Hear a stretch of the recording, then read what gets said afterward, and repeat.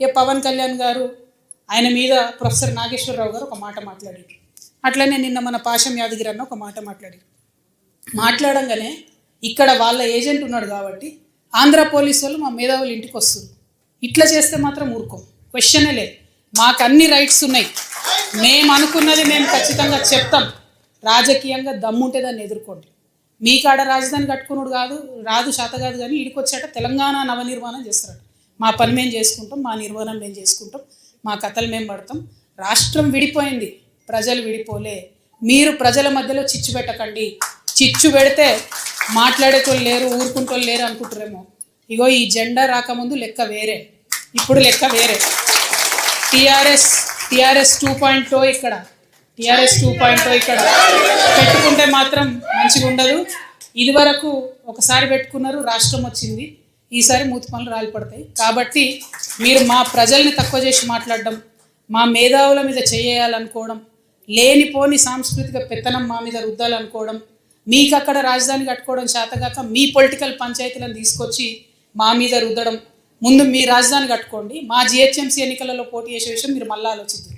మా జిహెచ్ఎంసీలో ఇక్కడ సెటిల్ అయ్యి ఇక్కడ ఉన్నటువంటి ఆంధ్ర బిడ్డలు మా వాళ్ళు. గత 12 ఏళ్ళుగా వాళ్ళని మేము కడుపులో పెట్టుకొని కాపాడుకున్నాం. ఇంకా ఎన్ని ఏళ్ళైనా అట్లనే కాపాడుకుంటాం. తెలంగాణ వాళ్ళం ఎవరిని ఇబ్బంది పెట్టేటోళ్ళం కాదు. చుట్టపు చూపుగా వచ్చినా ఇంటికి వచ్చినా వాళ్ళని ఉన్నాం. వాళ్ళు మన దగ్గరే ఉన్నారు, మన దగ్గరే సెటిల్ అయింది. వాళ్ళతో ఇబ్బంది లేదు. రాజకీయంగా పెత్తనం చేస్తాం, సెక్రటేరియట్లో ఏలు పెడతాం, మీ విధానాలలో ఏలు పెడతాం, మీ నీళ్లు దోసుకుంటామంటే మాత్రం ఊరుకునేది ఉండదు. ఖచ్చితంగా చెప్తా ఉన్నాం.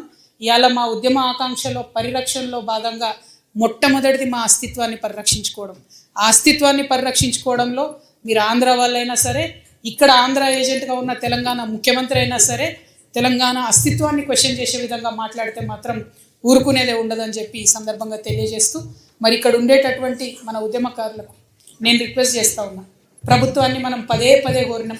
2.5 సంవత్సరాలు అయింది. ఉద్యమకారుల ఆకాంక్షలు నెరవేర్చండి, ఉద్యమకారులకు మీరు ఇచ్చినటువంటి వాగ్దానాలు నెరవేర్చండి అని పదే అడిగినాం. అడిగితే ఏం చేసిండ్రు? ఇప్పుడు వరకు 2 సార్లు 3 సార్లు కమిటీ చేసారు. టైంపాస్ చేస్తున్నారు తప్పితే విషయం అయితే క్లారిటీ ఇస్తలేదు. రేపు 2వ తారీఖు, రేపు తెలంగాణ రాష్ట్ర అవతరణ దినోత్సవం. మనందరం సగర్వంగా జెండా వేసుకొని చాటే రోజు. రేపు ముఖ్యమంత్రి గారికి మేమందరం ఇక్కడ నుండి ఈ రౌండ్ టేబుల్ వేదికగా డిమాండ్ చేస్తూ ఉన్నాం. ఏదైతే మీరు మేనిఫెస్టోలో ఉద్యమకారులకు హామీ ఇచ్చిందో అది రేపు ప్రకటించండి. కమిటీలు చాలు, ఇక టైంపాసులు చాలు, కాకమ్మ కబుర్లు చాలు. తెలంగాణ ప్రజలకు జరుగుతున్న అన్యాయాన్ని పవన్ కళ్యాణ్ గారు వస్తే ప్రశ్నిస్తారని భయపడుతున్నారా? గదుల్లో తలుపులు వేసి చీకట్లో చేసినటువంటి ఒప్పందాలు నచ్చలేదు. అన్నదమ్ముల్లాగా ఉన్నటువంటి రాష్ట్రం అవకతవకలతో విడిపోవడాన్ని తట్టుకోలేక నేను 11 రోజుల పాటు అన్నం తినలేకపోయానని చెప్పేసి మాట్లాడేటువంటి మాటల్ని తప్పుదోవ పట్టించి పవన్ కళ్యాణ్ గారి మీద బురద జల్లేటువంటి ప్రయత్నం చేస్తున్నారే, క్షమాపణలు చెప్పాల్సిందే అని అడుగుతున్నారే. ఆయన ఏం తప్పు చేశాడు మీకు క్షమాపణలు చెప్పాలి? నిజంగానే ఎలాంటి సంప్రదింపులు, చర్చలు, మంచి చెడు లావాదేవీలు జరగకుండా అకారణంగా తలుపులేసి తెలంగాణ విభజన చేయలేదా? ఆంధ్ర రాష్ట్రాన్ని దాంట్లో తప్పు జరగలేదా? పొరపాటు జరగలేదా?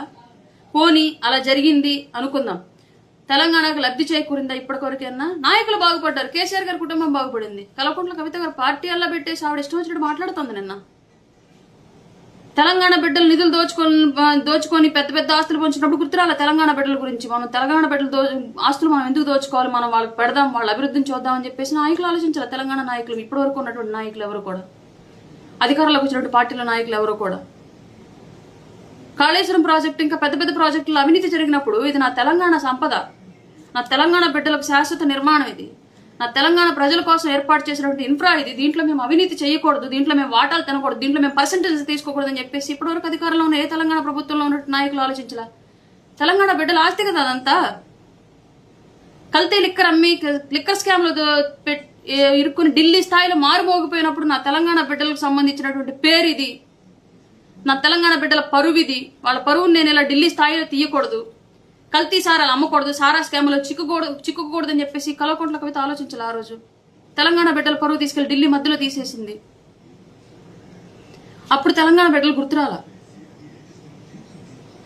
ఇవాళకి మారుమూల కాదు, ఇవాళకి చాలా హైదరాబాద్ సరౌండింగ్లో చాలా గ్రామాల్లో కూడా వాటర్ లేవు.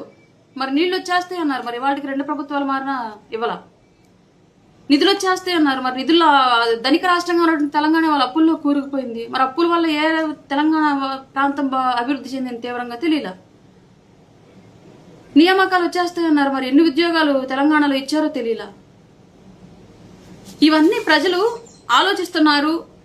వాళ్ళకు ఒక అండ దొరికితే ఖచ్చితంగా ఆ అండకు బలం చేకూర్చి మిమ్మల్ని ప్రశ్నిస్తారనే కదా వాళ్ళు పవన్ కళ్యాణ్ గారిని అడుగు పెట్టడానికి వీలేదని చెప్పేసి మీరు అందరూ కట్టడి చేసే ప్రయత్నం చేస్తున్నారు. ఇలాంటి పనులన్నీ చేసినందుకే, తెలంగాణ నుంచి ఆంధ్రప్రదేశ్లోకి అడుగు పెట్టడానికి వీల్లేదు అని చెప్పేసి పవన్ కళ్యాణ్ గారిని కట్టడి చేసినందుకే ఆంధ్రప్రదేశ్ ప్రజలు చాలా తీక్షణంగా గుర్తుపెట్టుకున్నారు ఈ విషయాన్ని. ఆ రోజు అలాంటి అడ్డగోలు పరిపాలన చేసినటువంటి పార్టీని ఇవాళ ప్రతిపక్షం కూడా లేకుండా రోడ్డు మీద దేకిస్తున్నారు. మాకు ప్రతిపక్షం ఇవ్వండి మహాప్రభు అని చెయ్యి పట్టి జోలి పట్టి అడుక్కునే పరిస్థితికి తీసుకొచ్చారు ఇవాళ ఆంధ్రప్రదేశ్ ప్రజలు. ఇలాంటి పరిస్థితి తెలంగాణ ప్రజల వల్ల మీ పార్టీలకి మీ ప్రభుత్వాలకి రాకుండా జాగ్రత్త పడండి. జనసేన పార్టీ అనేది జాతీయవాదంతో ఏర్పడినటువంటి పార్టీ. ప్రాంతీయవాదాన్ని విస్మరించకుండానే జాతీయవాదాన్ని కూడా వెలుగెత్తి నినదించేటువంటి పార్టీ జనసేన. జై భారత్, జై హింద్ అనేటువంటి నినాదంతో తన ప్రసంగాన్ని ముగిస్తూ తన ప్రజల కోసం నిరంతరం పాటుపడేటువంటి వ్యక్తి పవన్ కళ్యాణ్ గారు. రోజు స్కూల్స్లో చిన్నప్పటి నుంచి చదువుకొని ఉంటాం ప్రతిజ్ఞ, భారతదేశం నా మాతృభూమి, భారతీయులందరూ నా సహోదరులు. ఇలాంటివన్నీ చిన్నప్పటి నుంచి ప్రతి స్కూల్లో ఎందుకు నేర్పుతారంటే మనలో ఆ జాతీయవాదం రావాలి అని చెప్పేసి, మన ఇష్టం వచ్చినట్టుగా మనం ఇలా రాజకీయాల్లోకి వచ్చాక ప్రజల సంపదను దోచుకు తినాలని చెప్పేసి కాదు. నేను నా దేశాన్ని ప్రేమిస్తున్నాను, సుసంపన్నమైన బహువిధమైన నా దేశ వారసత్వ సంపద నాకెంతో గర్వకారణం. ఇవన్నీ చిన్నప్పుడు ఎందుకు ప్రతిరోజు చదువుతాం. భాషల్లో ఏ భాష అయినా సరే ఇది ట్రాన్స్లేట్ చేసి ప్రతి స్కూల్లో కూడా ప్రాథమిక విద్య స్థాయిలో ఈ ప్రతిజ్ఞ ఉండిద్ది. దీని నుంచి మనం ఏం నేర్చుకున్నాం? ప్రాంతాల వారీగా విడిపోదాం, మతాల వారీగా విడిపోదాం, భాషల వారీగా విడిపోదాం అంటే ఇంకా మనకందరికి జాతీయత ఎందుకు?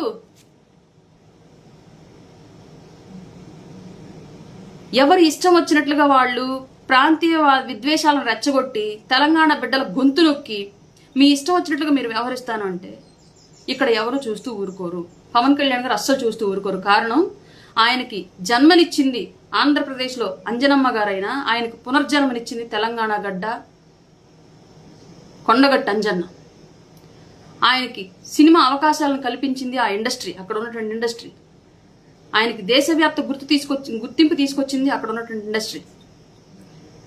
తెలంగాణలో ఉద్యమాల్లో ఆయన ఒక భాగం, తెలంగాణ విధానాల్లో ఆయన ఒక భాగం, తెలంగాణ అభివృద్ధిలో ఆయన ఒక భాగం, తెలంగాణ ప్రజల్లో ఆయన ఒక భాగం. అక్కడెక్కడో ఉన్నటువంటి మహబూబ్ నగర్ జిల్లాలో మారుమూల తండాల్లో షూటింగ్కి వెళ్ళి అక్కడ ఉన్నటువంటి ప్రజలు వచ్చి అయ్యా మంచినీళ్ళు ఇబ్బంది పడుతున్నాం, మంచినీళ్ళు ఇవ్వండి అని చెప్పేసి అని అడిగితే మీరందరూ మౌనంగానే ఉండేవాళ్ళు. రోజు వచ్చాయి కదా మాకు ఇవన్నీ అని చెప్పేసి మీ తెలంగాణ నుంచి గెలిచినటువంటి నాయకులంతా కూడా. కానీ పవన్ కళ్యాణ్ గారు అలా ఉండలేకపోయారు. రాత్రి నిద్ర పట్టక తెల్లారి లేచి వెళ్ళి లక్షల రూపాయలు ఖర్చు పెట్టి అక్కడ బోర్లు వేయించాడు.